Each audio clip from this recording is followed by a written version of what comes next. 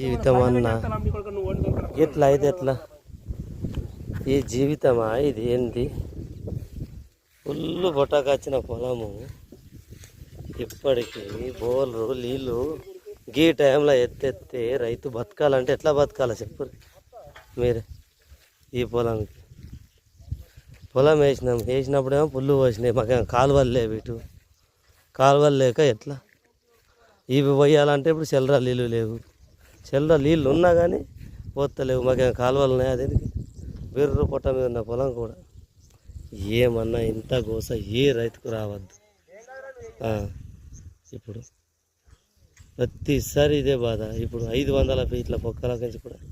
నీళ్ళు వెళ్తలేవు ఇంకా పైపులు దించినాం అయినా పోతాను ఎట్లా చేసుడు చెప్పాలన్నయ్య మీరే కొంచెం ఇది